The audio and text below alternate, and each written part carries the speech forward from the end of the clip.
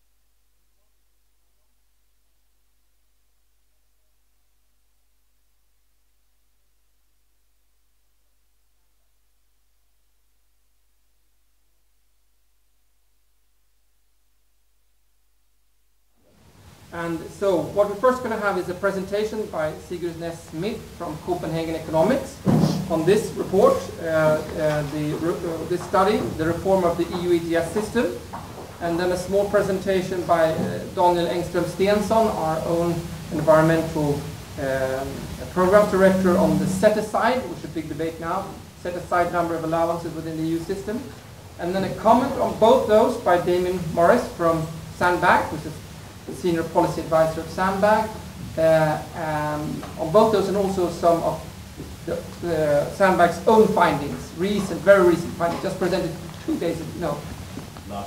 Last Wednesday, so less than a week ago. After those presentations and a small discussion on that, we'll also have commentaries from top actors in the political and organizational scene here in Sweden. Roger Tiefensee, who is the environmental spokesperson for the Centre Party, which is the party which has both the environment and energy portfolios in the Swedish government.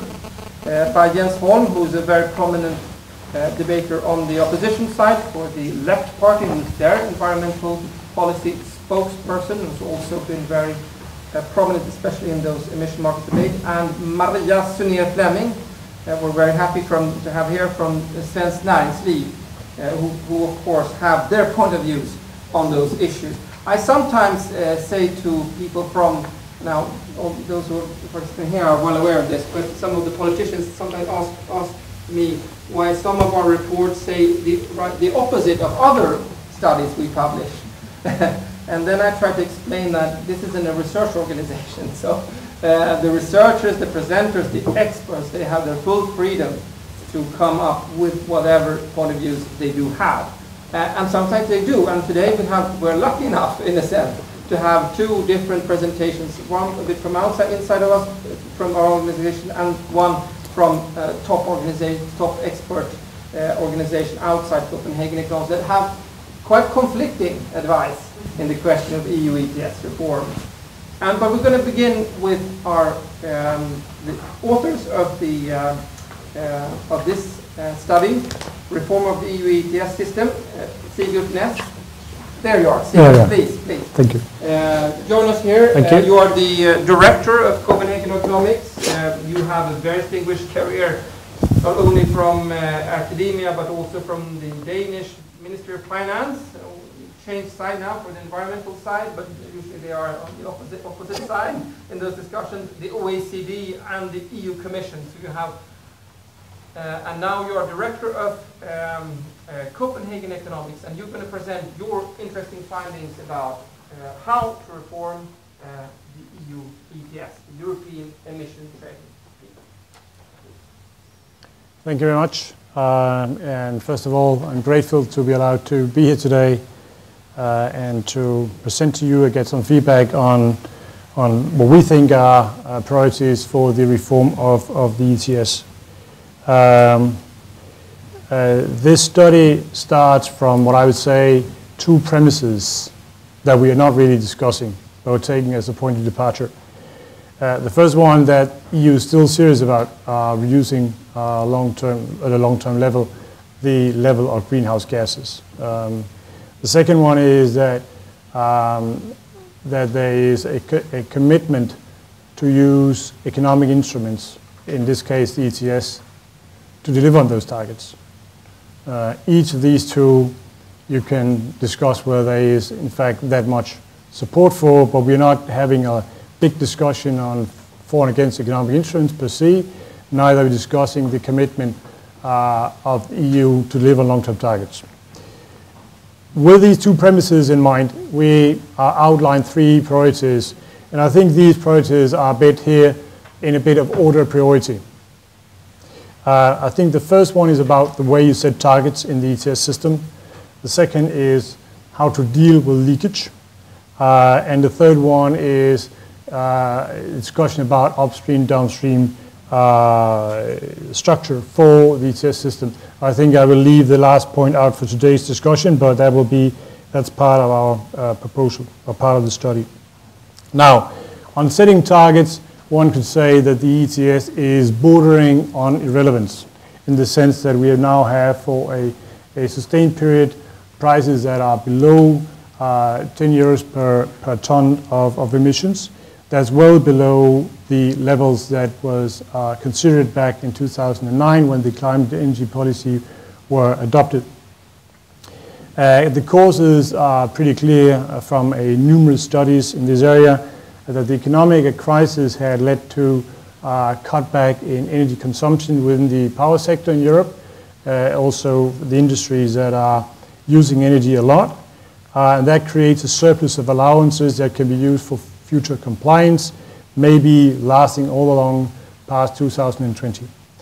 Then the aftermath of the discussions in Copenhagen in 2009 and subsequent COP meetings continue to show some resistance to having binding international targets, which in turn also has held back the EU's ambitions in terms of stepping up its own target from 20 to 30%. So these two causes have been major factors in having now allowance prices that are very, very low. Now, the first question one can say to itself, is this low price per itself a cause for action? Could one not sit back in your chairs and say, the targets can be reached at low cost, at low allowance price, and be happy about this? So the very fact that a price is low is by definition not something that justifies a new action. I think the problem we have with this proposition is two. That the prices we see in the allowance market now is, by all estimates, well below the prices that will be needed to deliver on long-term targets. And what are the consequences of this? One consequence is that there is too little front-loading of emissions relative to what is cost-efficient long-term. So the very fact that we're now having a severe economic crisis globally would be basically not a reason for postponing actions to a later stage or to postponing the signal we provide to markets. And it's also probably a reflection of the fact that markets do not believe, companies, enterprise do not believe that there will in fact be future policies that are consistent with reductions. If they actually believed that we would have substantial, conclusive climate policies going forward, they would buy up the allowances now and use them for future compliance. But I think the low price itself puts question mark as to whether market participants actually believe that policies will be pursued. So that's problem number one. Problem number two is that we have a system for mitigation in the EU, basically split up into two targets or two sectors. The ETS sector, comprising the power sector, plus some energy-intensive industries that are producing their own energy, and the whole rest of the economy, which is road transportation, heating, which is not district heating. And the fact is that when you look across Europe, the taxation of fossil fuels outside the ETS is far, far higher than the carbon price. All the EU's impact assessments being done by DG, climate, energy, whatever, has always assumed that a cost-effective policy would have equal abatement prices inside and outside the ETS sector. And that's clearly not the case. We have a cap and trade system for the power sector, and we have tax systems for outside the ETS sector. And no one is going around reducing the taxes on petrol, on gasoline, on diesel, or natural gas. But the ETS system is presently reducing the taxes on emissions inside the sector. So the simple fact that we have a cap and trade system for the power sector, and we have tax systems that has from the very start have much higher prices on carbon emissions, is itself an indication of that we have too little abatement inside the ETS sector, too little emission target cuts inside the sector, and too much outside. There's a nice little study from the World Bank showing that Poland, for example, would have large benefits from having more mitigation inside the ETS sector and much less outside. And this is a second point here, is that one should not only see the target setting for the ETS as a link to the question of whether the EU as a whole should step up to moving the target from 20 to 30%. There's an independent discussion all the time of where is abatement cheapest. And now there's not the slightest doubt in my mind that abatement options are much, much cheaper inside the target. And here I talk about Poland. Poland has much lower taxes outside the ETS sector than Sweden has, than Norway has, than Sweden have, than Finland has, than Germany have, than French have. So the benefits to consumers and enterprise of moving mitigation inside is huge for the moment, and it runs into billions of euros. So what we say in addition to is there is an argument for having higher targets for the ETS sector at the moment. We also simply need a much better way of setting targets going forward. I think we have some discussion that in the study, and I won't go into a long discussion that today, but there is a basic fact I want to convey here, is that cap and trade system was developed to deal with local pollution causes in the United States, typically end-of-pipe solutions, which could be implemented and then they have a payback period of, let's say, 3, 4, 5, 10 years. Here we're designing a system that deals with investments that last for decades. And if you want a system that provides investment signals to this needs to be much more firmly anchored. And so we have some simple proposals here. We can come back to this. But basically, as a minimum, is in my view, whenever you have 1 year passing, new targets should be set all the time. You have binding targets should be 15 years in advance.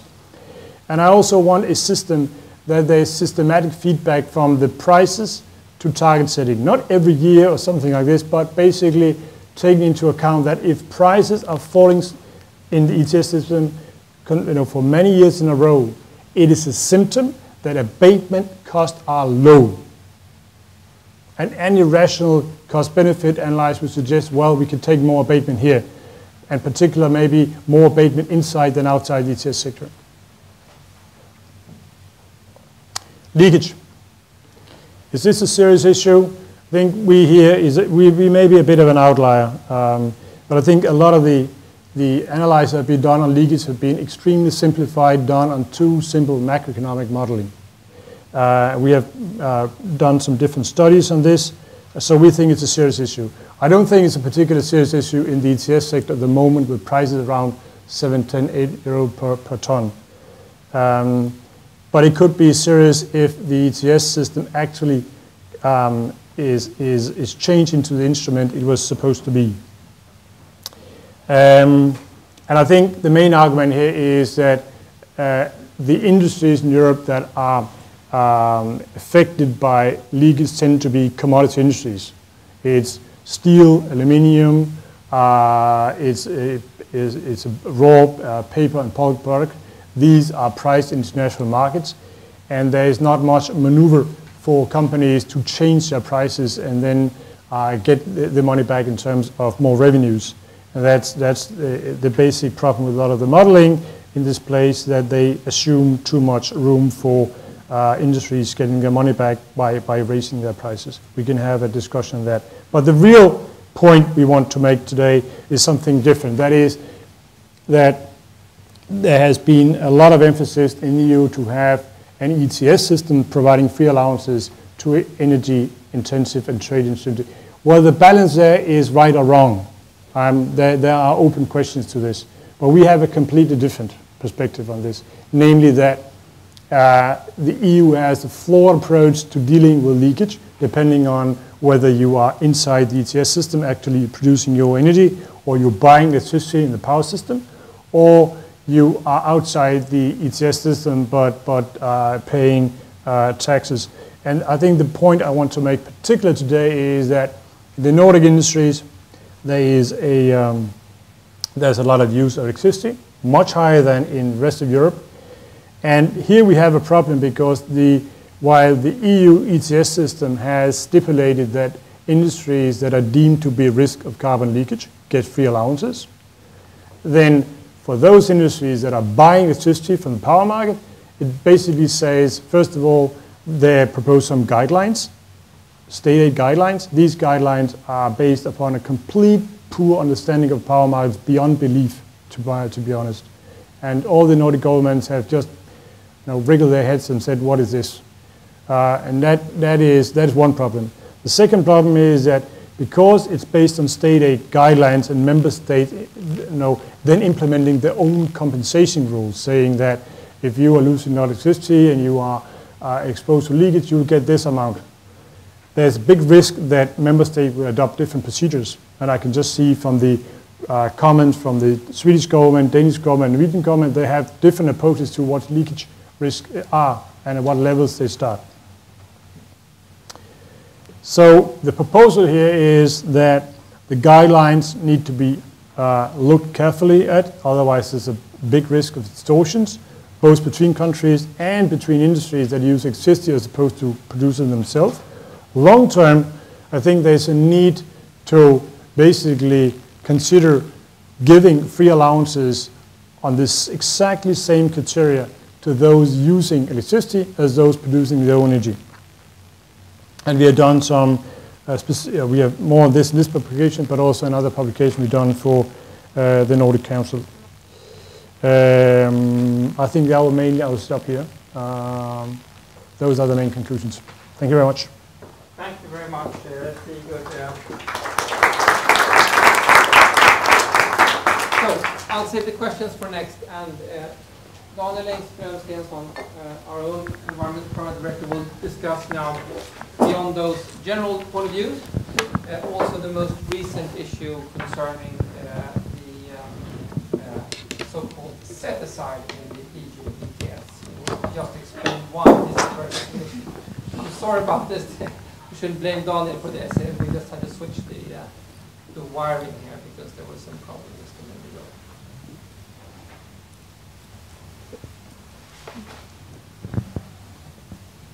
And now it will come back.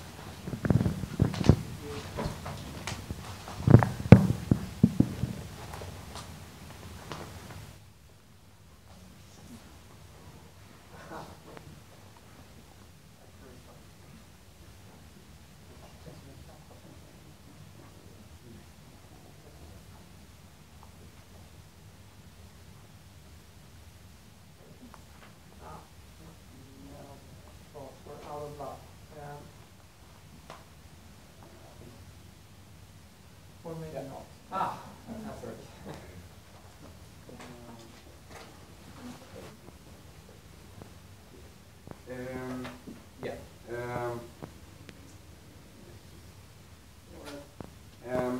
I'd like to be pretty brief,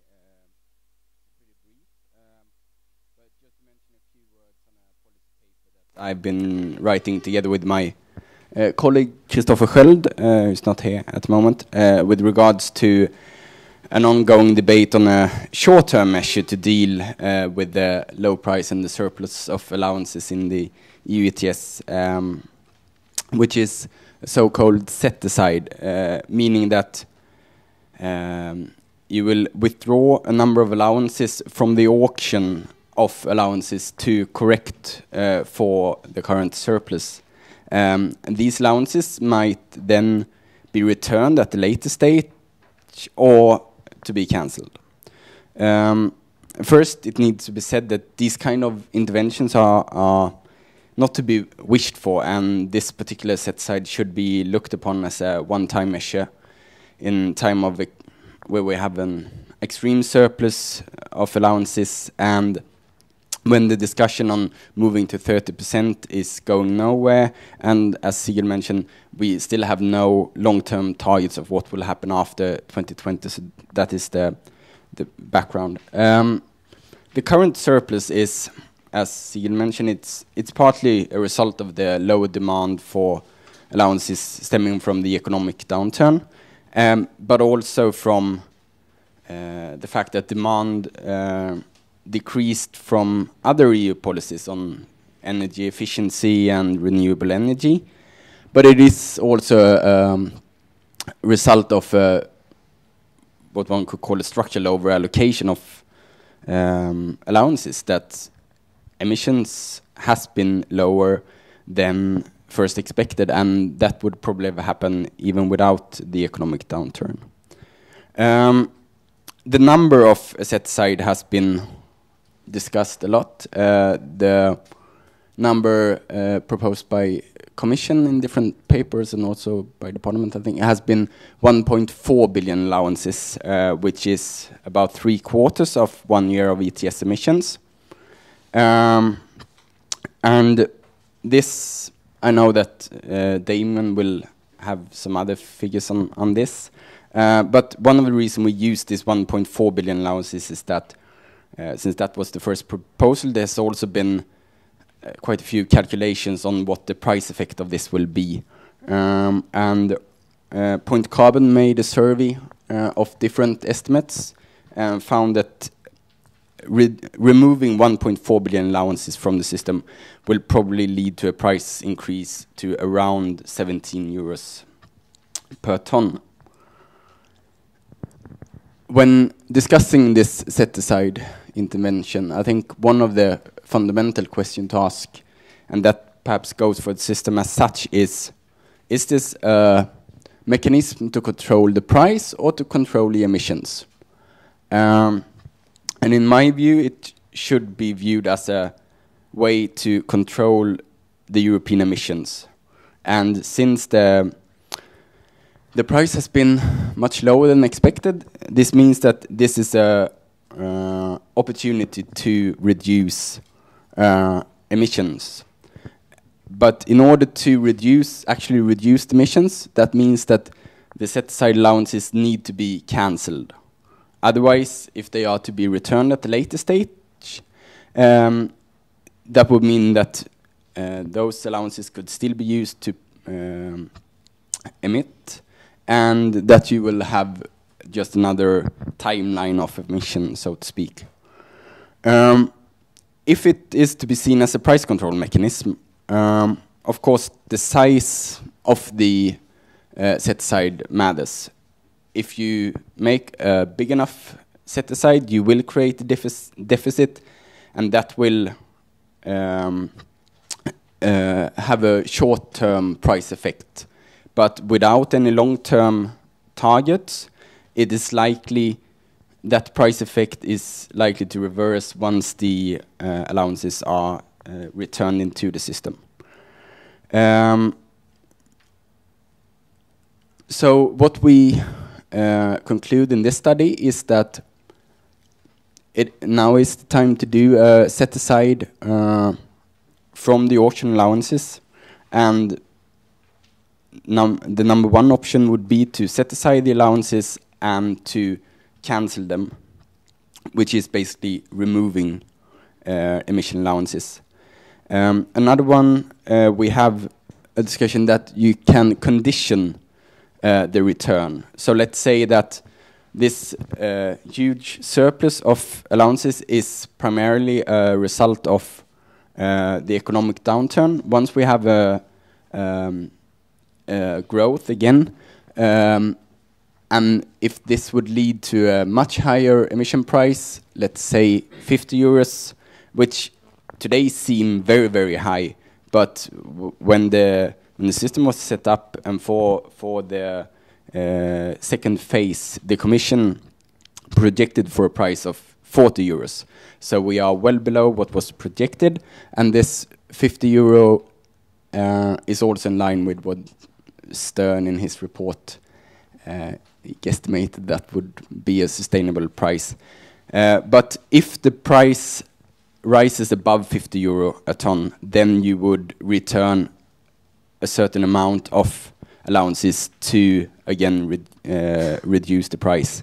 Another option would be to keep the allowances out of the system for this third phase up to 2020, and then return them in 2020, or the phase coming after 2020, and will then be a discussion, be a part of the discussion of a post 2020 target. One point I would like to make as well is that if the price rises, that will mean larger revenues for member states who get a share of revenues from auctioning, but also to businesses. And these are rough calculations, I admit. But just to give a hint that for Swedish businesses, the total surplus of allowances for 2008 to 2011 was 8.1 million EUAs. There should be no euro sign in front of that. And of course, the businesses have not been keeping all of these allowances. They have been selling parts of it. But just to give a sign that these are worth, as you can see, at a price of 8 euro, they are worth 65 million, and up to 32, which is kind of a very high price, up to 260 million euros. And these figures become even larger when you look at the phase 3 estimated surplus. These are based on the preliminary allocation from the Naturvårdsverket and the 2011 emission from the Swedish EU ETS sector. And this would mean that if the price rises to 17 euros compared to a price of 8, that would mean roughly 500 million euros of extra revenues to Swedish businesses that get free allocation and are then able to resell these allowances. Just end by this quick slide saying that also the revenues for different states will increase if the EUA price increases. In the case of Sweden, the total revenues for the period of 2013 to 2020 will increase from 590 million to 1.24 billion euros for the entire period. As said, these are rough calculations, but they still give a hint that Swedish businesses have revenues to earn from reducing the amount of allowances in the system. And I think that's my main points. Maybe, Daniel, if you could say something about the present situation of this proposal. You said this is in right now very much in the system. What is the actual status of this question of the set-aside, which was proposed by the EU Commission?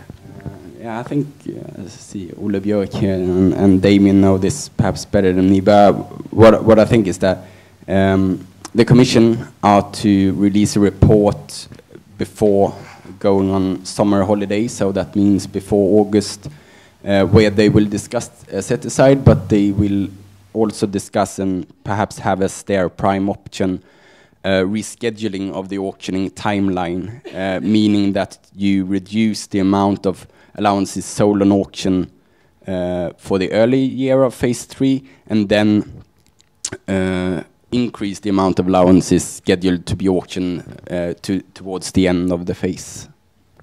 So I think that's about it. Right now, so we're still going to see what the exact proposal is going to be. Now, I know that within the audience, I should mention this both after Sigurd and Dan's presentation, that there is a big heterogeneity about the knowledge about this system. Some of you might understand every single abbreviation and technical term here. I know for sure Ole Björk, who's the main expert in the government, on the government side, civil staff side, knows who just came. But not everybody might know this, so please don't be shy if you feel that things are not so comprehensible, or if you want to know more about exactly how those works on a very basic level. We're still going to have a question and answer session after the politicians have given their comments too, and then please do ask those basic questions.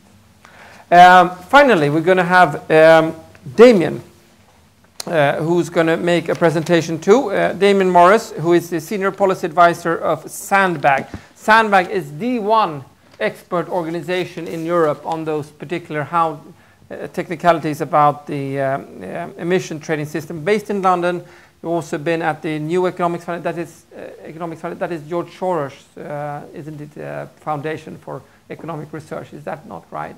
The NEF, yeah. Yeah, well, at least he's been in a patronizing that, where you worked on behavioral changes, and you've also been a program manager at Waste Watch. But notably, you've been now for some time at the Sandbag and made several of those reports. You will tell us about those and also give some comments on what has been said by the previous speakers.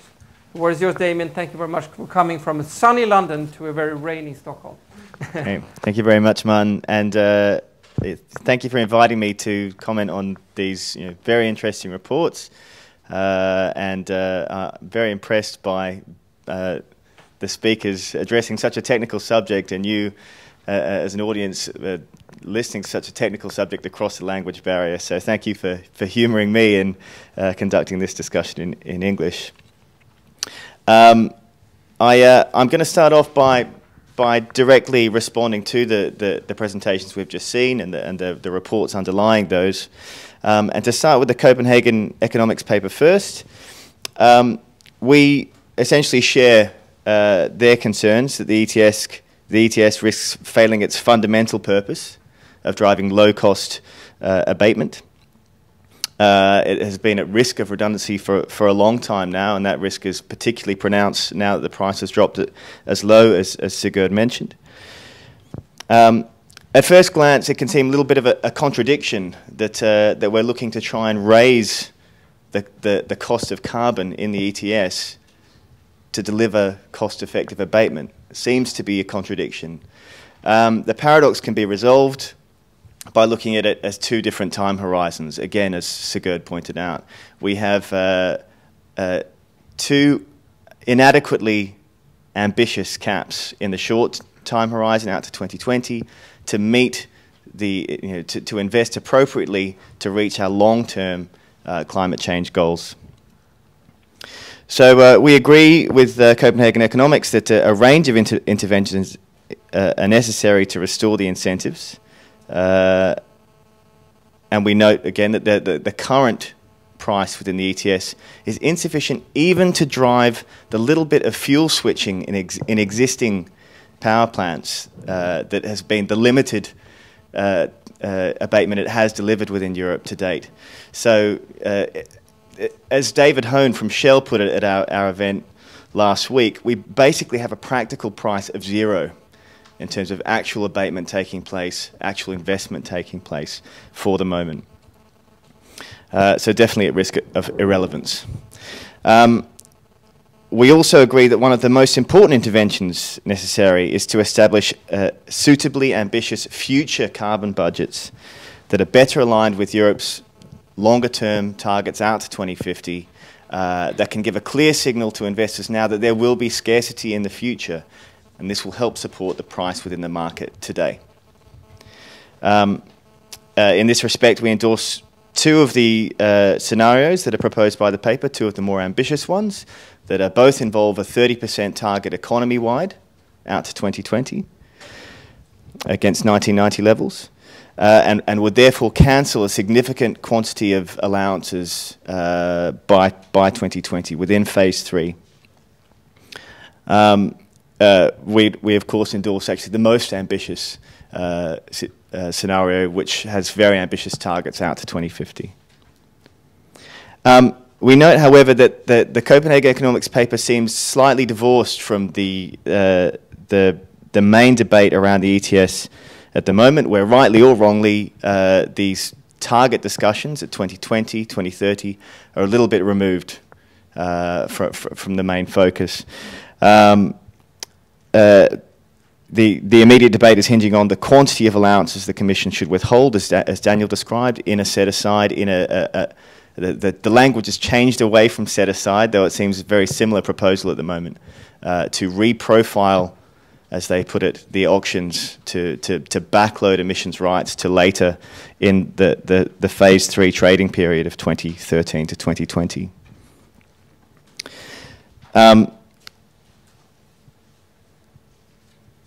Yeah, so as Daniel put it, the Commission plans to consult over the summer about through a report it's preparing. Basically, the auction regulations proposal has gone forward. It's being discussed within the Commission at the moment as to what is the appropriate quantity. But there's also an assessment of longer-term measures to prevent this kind of thing from happening again in the scheme. And that is being consulted on over the summer. And this is more the kind of dynamics that the Copenhagen economics paper importantly addresses. You know, how do we get this long-term supply reform into the scheme? But the main thing that we're concerned about now, and I think that Flores is concerned about now with this paper, is this immediate question: how big will this auction reprofiling intervention be? We do note, though, that Copenhagen economics explores one more immediate solution. You saw in there one of the graphs that Sigurd put up, that there is a price corridor that they propose potentially in place from 2012, which would increase the predictability of the carbon price. We totally acknowledge that the volatility in the carbon market increases the risk premium for investors. Though we do have some, you know, as a primarily environmental organisation, we have a few reservations about price corridors. From the environmental side, we don't like the uncertainty that the cap could potentially expand. This limit on emissions could potentially expand if the price goes too high. We're already a long way in Europe from a 2-degree compatible carbon budget, our fair share of that. To move further away from that because it's more expensive does not, you know, is a move in the wrong direction as far as we're concerned. Also, from a political side, we suspect that the floor price that, say, Copenhagen economics would like to see is the ceiling price that a lot of other agents within this space, a lot of other actors within this space would like, some industrial lobbyists, some of the less progressive member states in this area. And we also note that this might not be a potential short-term intervention. When Climate Strategies proposed reserve price auctions in its paper, Yvonne Slingenberg from the Commission expressed her legal doubts that this could be done without a review of the directive. It's not clear, but there are still legal questions hanging over that proposition. In terms of carbon leakage, again, we share the concerns of Copenhagen economics there. Can definitely see the value of a more harmonised approach to indirect carbon dioxide costs. However, we would argue that rather than seeking more compensation for indirect emissions, as outlined in the paper, Nordic governments should should preferably argue for less compensation for direct emissions, to harmonise it that way, to better to pursue policy coherence at the more ambitious progressive level for climate policy. Though again, a harmonised approach would be preferable, a policy coherent approach. Again, just in the presentation, Sigurd mentioned using free allowances as compensation for indirect emissions. I'd be nervous that that would complicate the situation, especially when those emissions had already been accounted for by allowances at the combustion installation beforehand. Though perhaps we can clarify during discussion time. I would like to just make a general point about carbon leakage, though, that a shift in operations outside of Europe does not necessarily entail carbon leakage, and Europe sometimes could risk here be using climate policy as a form of as a mask for economic protectionism. There are many European steelmakers I know from speaking to them who look on in envy at the carbon efficiency of a new gleaming steel factory in China. They just can't match. We have a lot of very old steel factories here. We just can't match the carbon efficiency of a lot of Chinese installations. And where China can produce steel both more cheaply and cleanly than Europe, it basically deserves that share of the market. It's uncompetitive to do otherwise. I won't touch on upstream administration of the ETS so much, except to say it would be a welcome development within the scheme, we feel, for the scope to expand out to road transport fuels, and that would be the best way, I think, for the scheme to experiment with upstream. That, and perhaps also you touched on it, heat, space and water heating fuels. These are both not competitively exposed markets. They could provide much needed demand for allowances within the system. So there are several benefits to making that experiment with upstream as part of the system. We will note momentarily, though, just if I can scan ahead to a few slides, that the current downstream system provides amazing data, unparalleled data for a climate change organisation to look at where emissions are concentrated in the scheme, how different installations are performing, who are the largest emitters, who is most oversupplied allowances, free allowances. Just a couple of different maps. We can also profile where offsets are coming from in different installations in different countries, from which parts of the world, which projects. We can also, with a little bit of data curation, a bit of extra research, find out which companies are performing best and worst under the scheme, which are most oversupplied, which are the largest emitters, etc. But to turn to the Forres paper, we largely share the recommendations and concerns of Forres. We feel that the focus on set-aside of the policy paper is a really important, immediate issue we need to engage with. In particular, we were pleased to see Forres voice similar anxieties about the potential that in the rush to restore price incentives in this system, that the opportunity to do so through increased environmental ambition might be lost. For us at Sandbag, any temporary withdrawal that allows these withheld permits to return to the market in future can only be a stopgap until their future cancellation. Essentially, this is the model that Daniel proposed is very similar to a model they have in the Californian emissions trading scheme that is about to get underway. It's called a price containment reserve. You keep the allowances aside, and in case the prices go up high, they start to leak back into the system. This is one of the worst, the least preferred preferences in the Forres paper, for precisely this reason, though, that perhaps in 2048, 2049, the price starts to get up high, and this massive quantity of allowances that has been accrued earlier will suddenly flood into the system, and all of these emissions that could have been avoided for good will be entering the atmosphere and doing the environmental damage that we're hoping they could be avoided.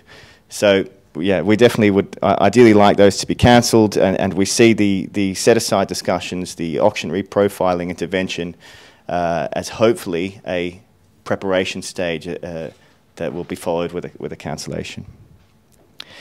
There's a few points on numbers that we'd like to highlight. We've revised our figures about how far long we expect the cap to be over phase 2, how many surplus allowances there will be in the scheme. We think that will be now 600 million allowances. We expect that surplus to be augmented, to be increased by as many as 800 or 900 million offsets surrendered into the scheme from abatement that's been purchased elsewhere in the world. So we see 1.4 to 1.5 gigatons of EUAs arriving at the start of phase 3, pushing up the cap there. And we note also that the 2.4 gigatons of allowances that the Commission projected might accrue to the scheme in 2020 were kind of best case emissions reduction scenarios, worst case scenarios for the emissions trading scheme. It's unlikely it will be that big now. Important to note that figure also contains a huge volume of offsets, something like 1.7 billion tonnes of offsets surrendered into the system. But now estimates are a bit lower. ERCO Institute just released a paper saying they expect around 1.4 again by the end of the phase. So I'd like to just focus there on splitting out the role of offsets from the domestic cap, because I think these issues get confused, and they get confused a lot in the discussions about the scale of the surplus. Offsets do not affect the environmental integrity of the cap. In as far as we can admit of their additionality, and there are some additionality questions around some offset projects, putting those questions aside, they are, if we offset to reach our targets, that is still meeting the environmental limits of the cap. So the real problem that offsets represent is one of supplementarity to domestic action. We are meant to be doing at least half of the abatement towards our targets at home, and at the moment the offset budgets have been set to not achieve that, because they expected a much larger demand for allowances within the system. They expected much larger emissions under the ETS. And this gets to my second main concern about surpluses. The Flores paper, kind of following the lead of much of the analysis that's out there, including most of Sandbag's past reports, focuses on the surpluses within the system. But the scheme wasn't designed to give additional surpluses above business as usual emissions. It was designed to deliver shortfalls against them, to drive real abatement within Europe. And if we only take out the excess allowances above business as usual emissions, we're not restoring the original incentives that were expected within the scheme. We're only really touching on half of the problem. We're underestimating the scale of the supply issue that the scheme faces. And here we have Sandbag's last report, which seems to be providing just astronomical numbers compared to what the debate has shown beforehand. So just to start off with, we have growth projections from when the climate package was agreed have just have totally transformed since then. So 2020 expectations conservatively are 14% lower than they were expected to be back in 2005. And within the ETS, by comparing different reports that made forecasts, emissions forecasts on the traded sector, back in 2008, 2009, with the same kind of reports today, we see this massive difference in expected baseline business as usual emissions that the scheme is meant to be controlling. So the light grey is the volume that was originally expected. The dark grey is historical emissions from 2008 to 2011 and projections now out to 2020. And together that accounts for a 2.2 gigaton deviation from what was expected as the demand for allowances within the scheme. To put that in a little bit of perspective, I haven't drawn the cap over those emissions, but originally we expected that cap to deliver something like 2.4 billion in shortfall of allowances by 2020. Now, if we just control for phase 2, we control for the same installations that were controlled in phase 2, we expect about 240 megatons of shortfall. So 10 times less reductions driven by this policy than were first envisaged. So that's really the kind of principal thing that we want to reintroduce to the debate. When we talk about the envisaged scarcity of the scheme being restored, that the current numbers being proposed are totally inadequate to that. We're dealing with, correcting for the surplus is only half the issue. Restoring the original amount of scarcity involves this kind of change. Unfortunately, that's not the whole problem. Even when the original caps were set, there were very generous free allocations awarded to industry above and beyond what they needed, even under a business as usual scenario. The analysis underpinning this is a little bit shakier than the comparison to stuff before, because it's very hard to do this counterfactual, where would emissions have been before. But even if we make an assessment of how much what the reductions caused by the recession were, we still find that there's this margin of free allocations given to industry in phase 2, and this had a knock-on effect in the allocations awarded for phase 3, even before the recession came along. So these numbers could move around a bit depending on how the analysis was performed, but we feel there's an additional quantity that needs to be accounted for there. So essentially, if you want to address these two issues of the scarcity, restoring the scarcity envisaged, correcting for industrial over-allocation, you have a big number to deal with. That's 3.1 gigatons by our assessment. If you were going to try and reprofile the auctions using a number that size, you wouldn't want to create an artificial bottleneck at the start of the phase. It would just push up the prices too high. So we would spread it across the whole period, returning as late as possible with the hope of being cancelled before it's returned. This 3.1 gigaton figure, I mean, let's be realistic, we don't expect an intervention to be tabled in the current discussions of auction reprofiling. I doubt it will even come up really in the discussions over the longer term review of the system. But what we really want to do is reframe this debate to show that the kind of interventions needed, the 1.4 billion that Forrest talks about in terms of realigning the scheme with the 30% target, are actually modest given the scale of problems the system faces, against the incentives it was originally intended to deliver. And just a final kind of general point about emissions trading schemes and the particular dangers they pose. We're strong advocates of this policy mechanism. We think it's a really powerful way of achieving lowest cost abatement on the condition that the caps are set at the appropriate level. Unfortunately, by their very nature, emissions trading schemes are prone to becoming obsolete when the baseline assumptions, the baseline economic assumptions and emissions projections against which the levels of ambition were set change due to new policies that overlap with the system, due to fundamental economic changes. And we've seen this. We should have learned from this mistake by now.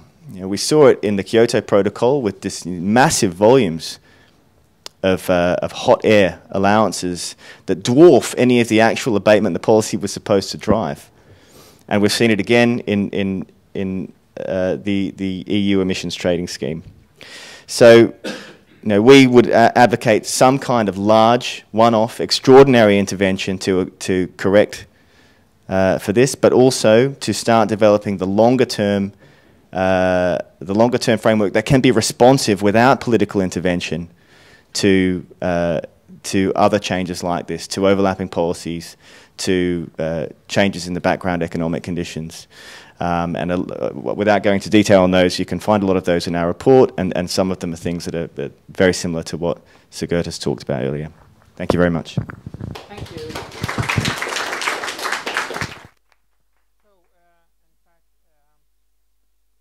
The 20% was just business as usual, or not even business as usual, and the set aside that Forrest argued was less than half enough. Please, all of you, come up here. I think we will try to focus the end of the discussion, including together with Maria and our two politicians, so that you can all join up here. I'm sure there are many questions now. I will ask you to comment on each other, and I'll ask some questions before I allow questions from the floor and from all the eminent participants we have here, please. But while you get started here, or while you get in place, I will just throw out the question. We have now seen in the media for the last few weeks enormous focus on the Rio summit with all its drawbacks and benefits, and the different declarations that have been issued there. Please, Sigurd, take center stage here. In recent times. And at the same time, you have this fantastic debate about billions of allowances in the EU and about the whole system on EU. And this doesn't get any press almost. No media. I know from on our own side here at Force, we tried to make things as clear as possible for the press about what's happening, and they still don't see the point. They prefer to discuss who said what in Rio in the last declaration discussions, while those billions of emissions are being juggled about in Brussels. How come we'll come up in this situation? What I'll do is I'll ask all of you, and then I will give you, after that initial question, I will give you and the experts in the beginning, 3 experts, a possibility to respond to one another, and then I will let in Jens, Roger, and Maria. Okay. So first, why do you think this is not on the radar in much of the discussions? Who wants to take first? David, maybe we'll let our guest here answer that. Do these work? Yeah, I think so. Can you hear me? Everyone hear me? Yeah. And then maybe see. I think it's just so arcane. The nature of this policy is extremely arcane and is extraordinarily hard to follow. It's extraordinarily hard for the media to cover in a quick and easy way for people to understand. And I think the bandwidth of press coverage gets covered by issues that are more digestible and more familiar to so in terms of the public reception. And I suppose similar things in the political reception. It's such difficult material to get your head around that only a relatively small number of MPs and MEPs tend to really struggle to wrap their heads around it. That's been our experience. That's not good. It's not great, no. Sigurd. I think the ECS system, for all its failings, is something that's worth working on, and in particular compared to all the other possible instruments that one could think about. But I think what Damien said was very to the point. And I have an example. I was giving a presentation a few years back in a Danish seminar, and it was organized by the Danish Association of Energy Producers. And in the audience was also, let's say, the energy policy spokesman for the then opposition party. And during the lunch discussion, he was to be lectured by the director of this about the very basic functioning of the CS system. He had no idea. He had no idea what a cap actually meant in terms of, if I put 5,000 more windmills up in Denmark, it will not affect total emissions in Europe. He was simply flabbergasted. So there's some, I think there's some, it basically is a very simple instrument, but taking the time to understand and how that can be actually be used effectively at the European level, as opposed to discuss something more hands-on issues in energy policies, tend to be very difficult, and that's a shame. That really is a shame. But it's very hands-on. It's like emissions that we pull out of, the system. Yeah. So but it still doesn't stick. Very briefly, Jens, Roger, and Maria on the same issue, because it's kind of a fundamental question right now in this discussion. Jens Holm, Vänsterpartiet. I had a interpellation debate in the... No problem. As I mentioned earlier, spokesperson for the left party in the parliament, leading opposition person. Roger Tiefensee, spokesperson for the center party, which has both the government portfolios on energy and environment. And finally, Maria Sinér Fleming, the very important director, I think, of climate and environment policies at the Swedish Confederation of Industries. Is that correct? Enterprises, sorry, been changed. Yes, I had a debate with Environmental Minister Lena Ek a couple of weeks ago in the chamber about the problems today with the ETS system. Roger was in that too. And pretty much the answer I got from the minister was that, no, we should not debate this here. We should leave this to Brussels. This is a market-based system and we should not intervene politically. And I think that is a bit symptomatic because this is correctly, yes, it is a political designed system. But once it is functioning, it's up to the market to make their reductions. It's up to the market, to the installations, these different companies, to buy and sell credits on the market. So in one way, I can understand a minister saying that, no, we politicians, we should not intervene in what the market should deliver. But now when we can see that the system doesn't really deliver, we have to redesign it. And then is when we have to roll it back to the politicians.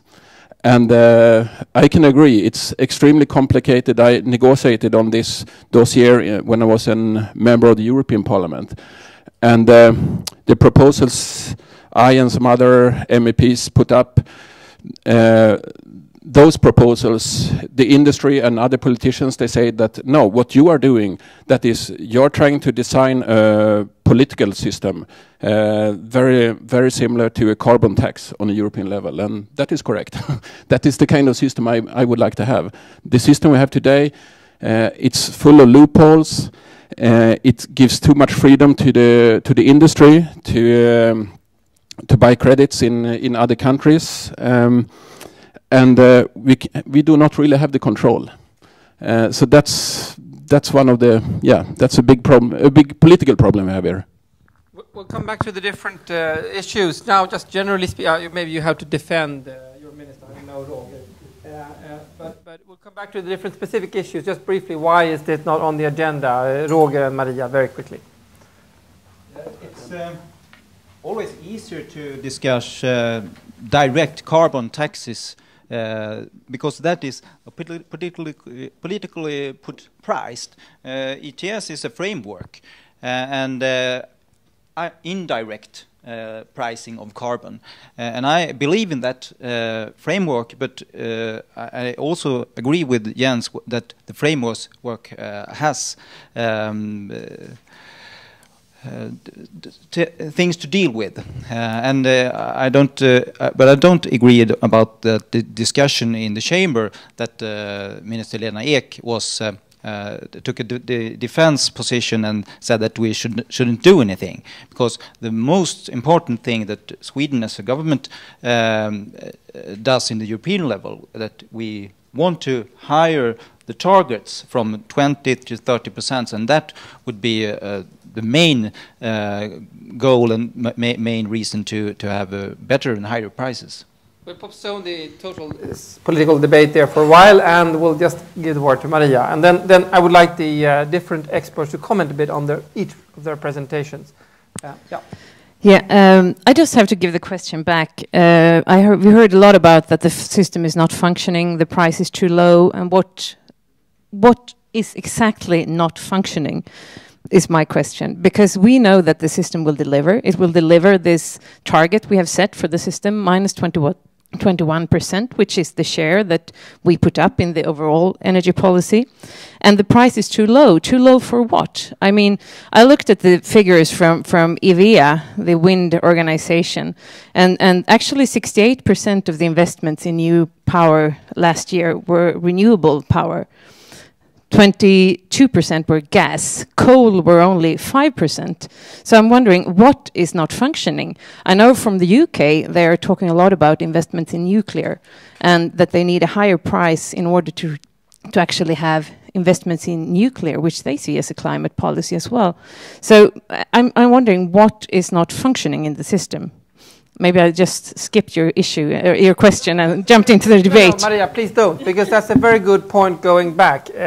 Actually, for people who are not quite familiar with this, the EU ETS lowers more the emissions than the total EU. So that's why the figures are not exactly 20 or 30. It's a bit more inside the EU ETS. That becomes a bit technical, but just so that when you heard different figures. Now, very good question from Maria to the experts. Now, is the low price a problem or not?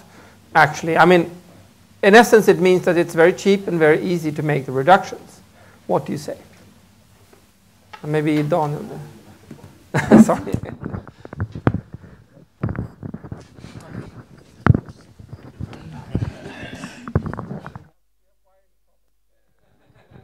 Yeah, I think the short answer to that question is that a low price in itself is not a problem. But if the emissions are too high, that's a problem. And given that we now have this discussion that reaching the 20% target, the European Union will deliver, but we know that the long-term targets of 80% to 2050 perhaps, the current trajectory will not take us there. So we will need to do something sooner or later. And we prefer to do it now rather than later. And also, since the price is low, there is a window to lower the cap without experience the very high price that many fear. Well, Maria will have possibly comment, but first, David, I'll keep the microphone and then see. Yeah, I'll have a stab at answering the question as well. I think what's not functioning, again, I'd like to highlight that disconnect between the short-term short-term targets and the longer-term investment cycle. There are long-lived factories and assets and power stations that are being built now that are going to exist for 40 or 50 years and are going to be very carbon intensive because of the weak investment signal today and the relatively weak ambition of the scheme out to 2020. In terms of the renewable investment that we've seen, that's been driven by the renewables obligation, the RES directive, and is further evidence really that the emissions trading scheme's not working to drive the kind of investment. We're relying on all of these other policies. I'll leave it at that for now. I think I was trying to be very, very clear that the low price of achieving something is, of course, not a problem for the sea, by definition. We should all clap our hands if we could reach the objectives that we have set ourselves at low prices. Sometimes when people talk about green growth and all that, all these thousands of jobs it create, and think that's not the purpose. The purpose is to achieve the greening our economy at the lowest cost, and a low price of allowances is. So that's not my premise. My premise number one is, to be very, very direct, is that for a country such as Sweden, that is taxing emissions outside the ETS sector by 10, 20 times more than inside, it's a no-brainer that moving abatement into the ETS sector is simply something that is good by itself, period. And it need not lead to a higher ambition target for the EU as a whole. So that's the first point. That's just about prices inside and outside the system. Then the second question is EU for the moment abating too little? And I'm saying that if climate policy is stopped in 2020, again, fine.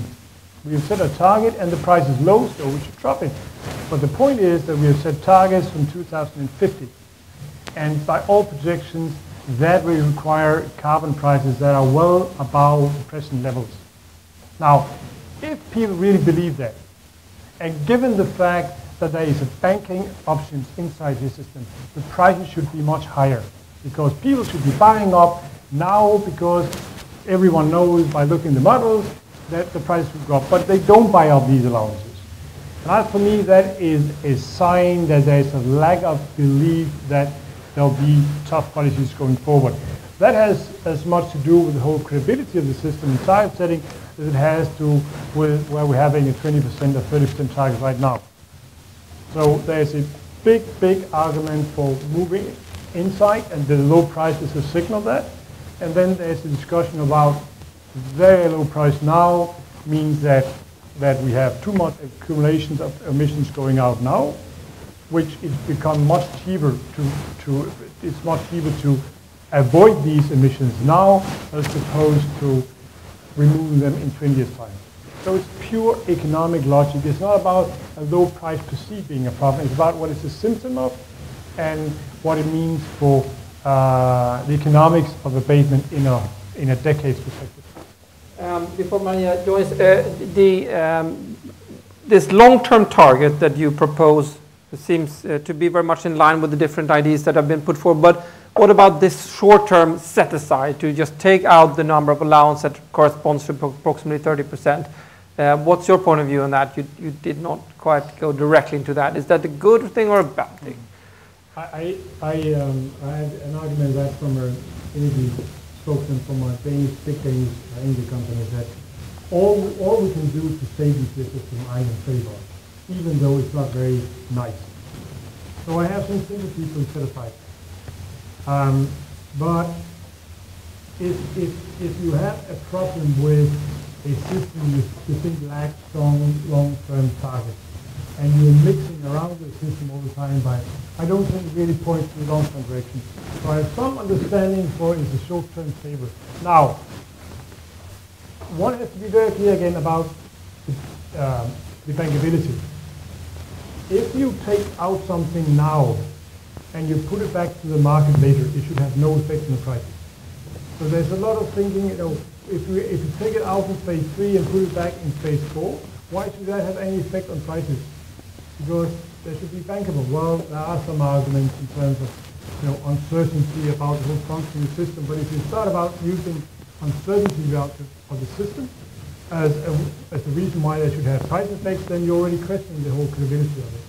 So I'm a bit, I understand it. Ultimately, it's something that can be a stable short term, but I would like to see if the Commission can forward almost in the same moment and say this is a short-term fix and we want to go forward in this direction. Then if you can do that at the same time, then I think it's doable.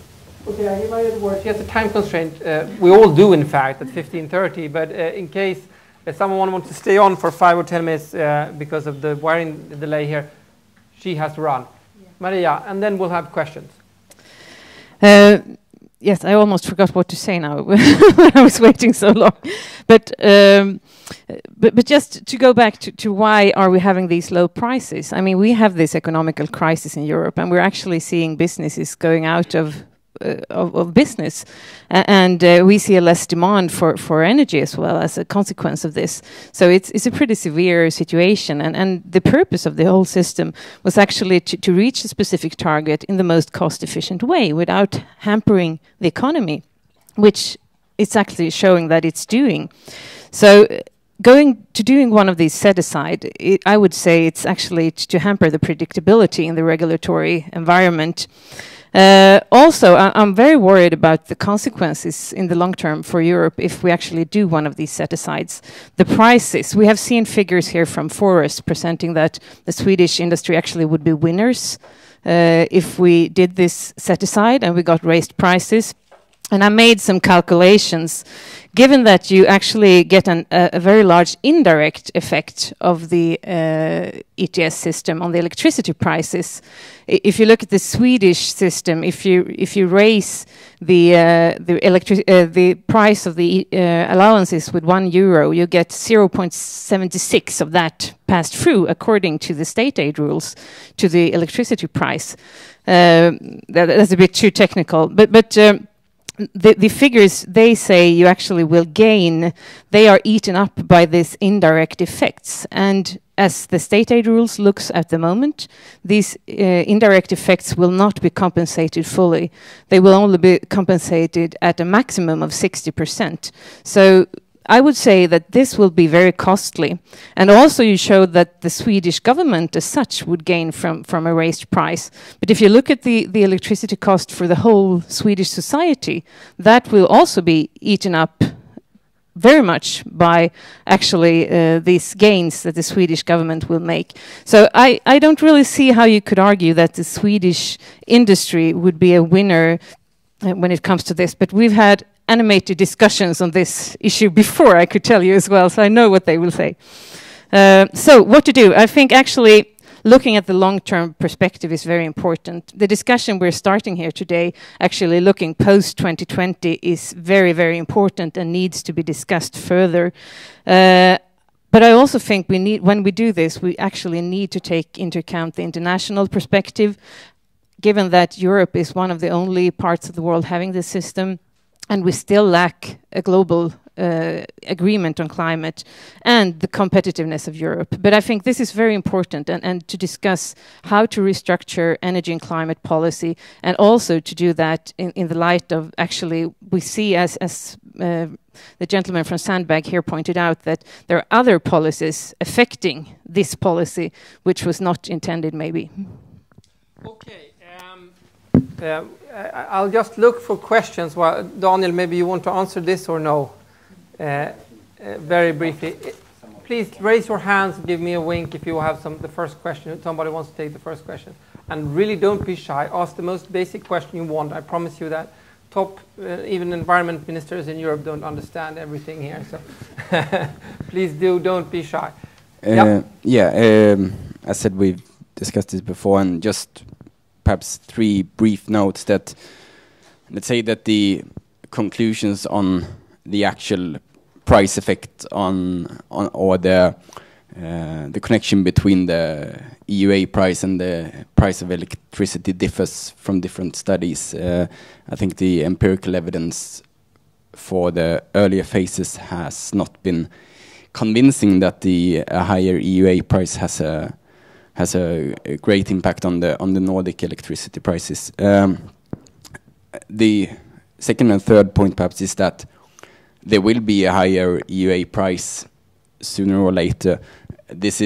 We now are at the level of carbon emissions and we now have a price at 6-7 euros compared to the estimated perhaps 40 euros, and there will be a higher price eventually. So this is, in my view, kind of a short-term argument that the electricity price will rise because of the higher carbon price. The carbon price will rise eventually, and I'm afraid that the Swedish industry have to deal with it somehow.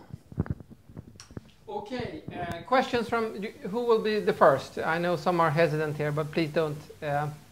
Or otherwise, I saw that you wanted to comment, both Jens and Roger. Who should go first? Roger, maybe this time, and then Jens. Yeah, I think the important thing is in this discussion is that the focus should be on lower emissions, and the price of carbon is a secondary discussion. But if we look at, and I agree in both of the papers, that the price of the ETS allowances are too low to reach the long-time targets. I agree with Maria that we could reach the short-term 2020 targets, but that is very low targets. And we talked about the 20% targets that Sweden wants to hire, and that we need to get higher to reach the long-term target. So I think that you have to maybe set binding long-term targets after 2020 or higher targets for 2020 to get a smooth and long time, more effective and more less carbon intense industry. And when talking about leakage, I heard Thomas Kåberger the other week, and the former head of energy, yes, and he talked about because when you talk about leakage, we often focus on China, and China see investments in renewables and energy efficiency as a tool for getting their industry energy effective and competitive.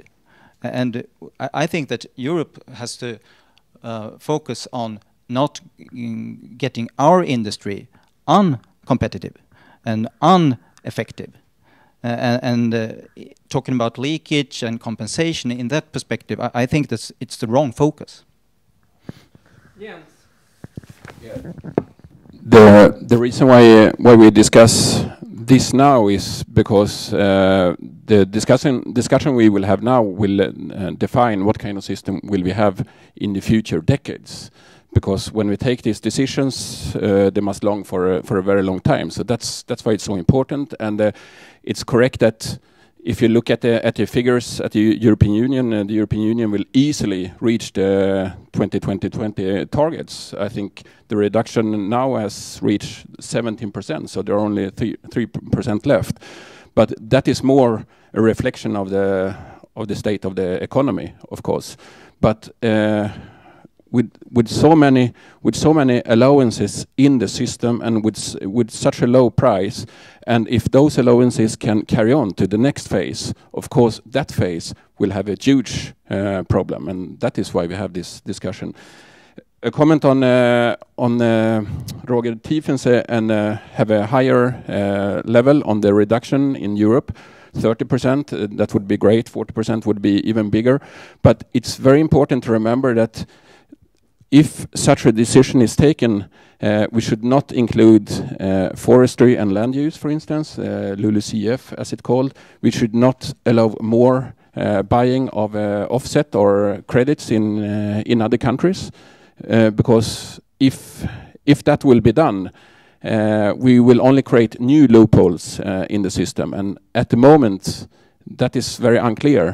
What is the state of the position of the Swedish government, for instance? That's a big problem when we're discussing this directive, opening it up again, that so many people want to stuff new things into it. That's why some are a bit afraid, not only of the people who want to throw in new things, but also of actually people who want more things from the system, like Poland and so on. Maria, and please now, we were running out of time, so yes, that's going to be the question. I'm just very short. I'm not at all against making European industry competitive and low carbon and efficient, but we need to think on how we're doing that. China is actually achieving that, and they're also building all these new steel mills we heard about without having a price of carbon. I would just like to point that out. Yeah. Not yet. Yeah, I know. Yes, I did take it. but I would like to say that we need to think, how do we act smart? I think that's the way we have to go. Absolutely. But we also want these new steel mills in Europe. Why aren't they built here? I mean, can we actually afford, from a welfare perspective, to let go of these kind of businesses? That's what I would like to hear as well. Comment on. Thank you. So. We'll take the question immediately from the floor, and then where we can answer, I also give the floor to.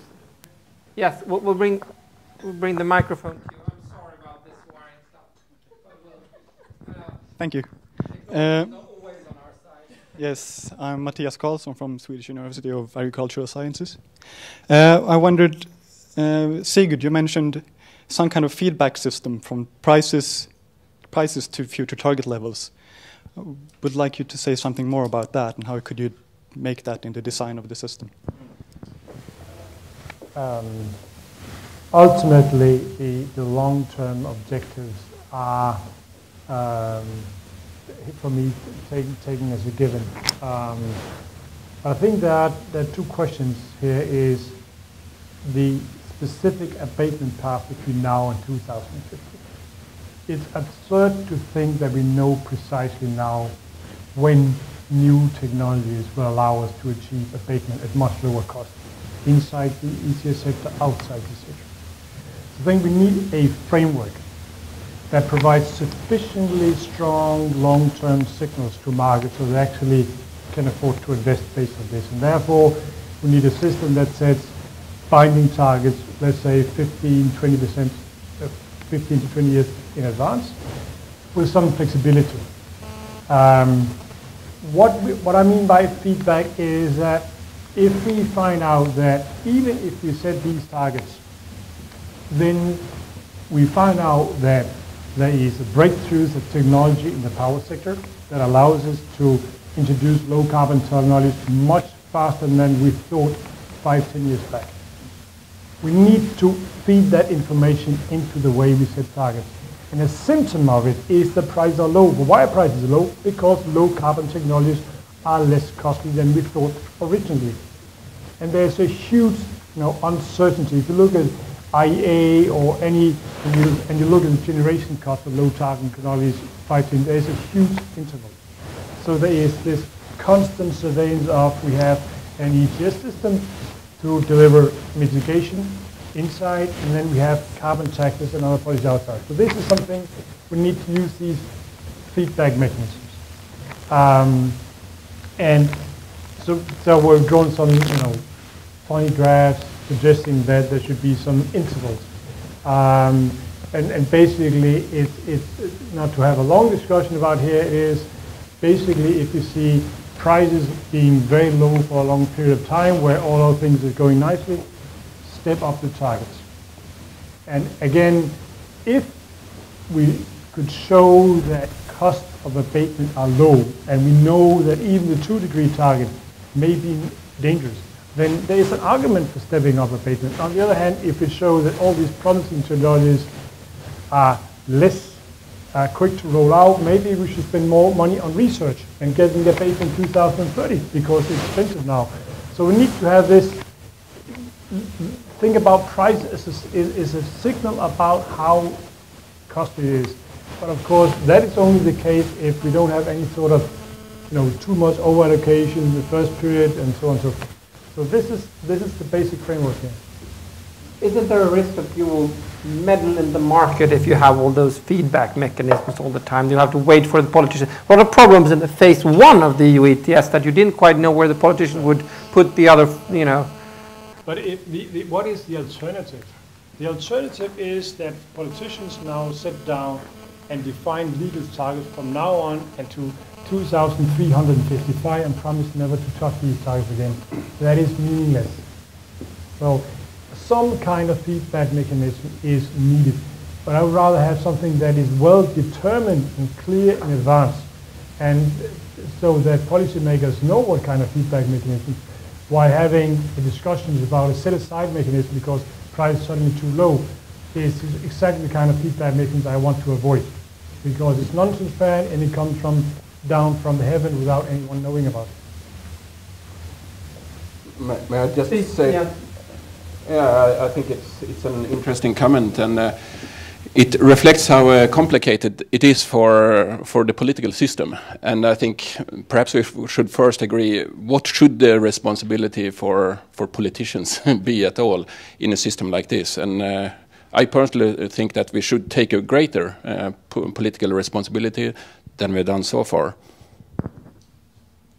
If I may.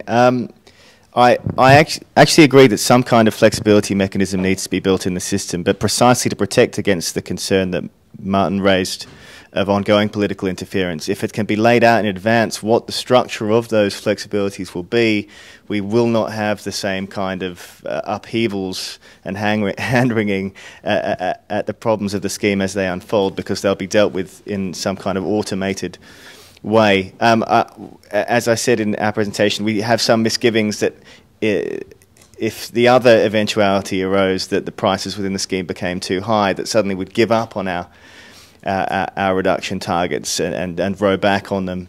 Actually, we at Sandbag wouldn't object to the kind of price floor that you provide, because it's linked. You still keep the market looking for lowest cost reductions within the framework you've set, because it controls supply. There are some price interventions that are proposed which break the main functioning of the emissions trading scheme by separating price controls from the supply of allowances in the market. But that's not what Copenhagen Economics is proposing. I just want to make one last point while I have the microphone in response to Maria, again to emphasize that the targets that we have set are political targets. They are not laid down by nature or by science. They are political targets set against what was considered practical, against business as usual emissions as they were forecast. I have every confidence that despite the trouble that we're in during the recession, if there was a crystal ball when European policymakers were setting their 2020 targets and they knew the recession would take place, they would have set 30% targets economy-wide and much stronger caps within the emissions trading scheme. Well, Maria did not go because she felt overpowered by our arguments, but she had another promise to be at another debate too. So she will have to respond later. Now, the final question. Does anybody want to take the final question? Otherwise, I will just round up by asking. Yeah? No. Now, we've discussed many of those things. I would recommend you to look at the study, the paper, and also Sandbag's paper, the blue one that some of you have picked up already. And I would like to ask, yes, there it is, all our participants, remaining participants, if they believe that the emission market system is here to stay and that it will fix part of the problem in the world. What is your point of view? I'll begin here with Roger. Yeah, I believe the emission market trading system is to stay. The easiest, the politician way is to have a tax on carbon. But that is not the case. We haven't a global government to fix that, and we haven't a tax system in the European Union, and I don't want to have that as well. So in that case, the emission trading system is the best way, and I think it will be managed and reaching the targets if we do the right things. Sigurd. First question. Should we use economic instruments to do something about mitigation, yes or no? And then there is, I think, a bit of false dichotomy between taxes and cap and trade system. In a tax system, politicians would every single year have to consider, well, should taxes go up or down? Because they have said what we think we know is how much reductions to take out of the economy over the next 40 years. But we don't know the level of taxes required to do so. Okay, so if we go a tax system rather than a cap and trade system, it will be directly the level of taxes required and how quickly should we bring that to a new level. It doesn't change any of the questions that we have for the cap and trade system. The second issue then is, should we have an economics-based instrument to deliver that? I think the alternatives are terrible in sense of what kind of regulation would be required to reduce emissions by 80%, and it will be terrible. And I think one thing you need to look about in Europe is that some countries are now saying we don't believe in an EU solution to this. So the UK is introducing their own carbon taxes. Other countries may going down some path, and that will be, I think, very distorting for Europe as a whole if we see more and more national solutions. So that's a second issue. Jens. If you would have posed that question a couple of years ago, I would have been more optimistic. Today I'm quite pessimistic.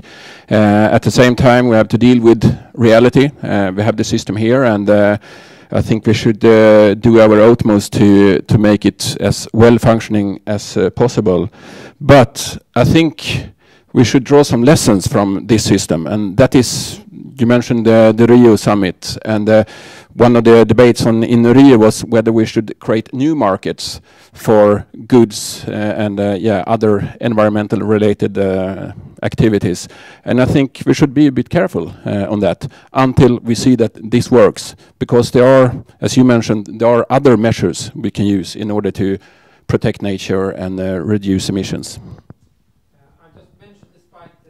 And the left party skepticism that we do have a report on ecosystem services markets that we just published in Rio. So it's over there. I can give you one afterwards, and we'll see if you. Yeah. I think it is here to stay. I think emissions trading at state level is here to stay under the under the UN framework. I think the cap and trade stuff with private actors is here to stay in Europe. Whether it's going to work very well or not. I should point out that it's not just here either. It's spreading all over the world, a little bit slower perhaps than was first expected by European policymakers.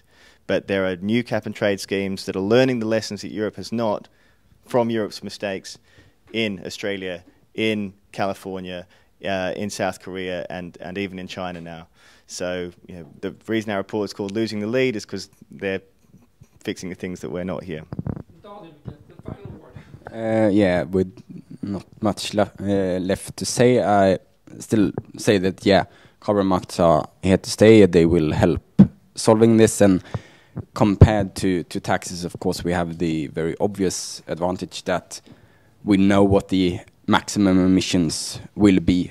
As we have seen now, maybe you set the target, the cap too high, but on the other hand, would you go for a tax instead, as Sigurd mentioned, you would have the problem that the tax will be set too low instead. So it's still, this is a matter of, it is a cliche, but it's a matter of political will, and if the political will is there, the market will function much better, and it will continue to be the main driver of emission reductions. Thank you. I hope all of you will now spread the word that we not forget this huge issue. In our study, I compare this to the famous Parkinson's law of triviality, that everybody discusses the bicycle shed for hours, and then the nuclear reactor decision comes, it's too complex, so we just passed over in 5 minutes. And now I hope we discuss the nuclear power system in the sense of the market here for almost 1 hour and a half at least, and I hope you will continue the debate, keep the eye on the emissions market, to set aside the reforms of the system and so on, and pick up reports. We will come further reports as we go along. Thank you very much to Roger, Sigurd, in particular, Jens, Damon, not least, and Daniel. Thank you so much.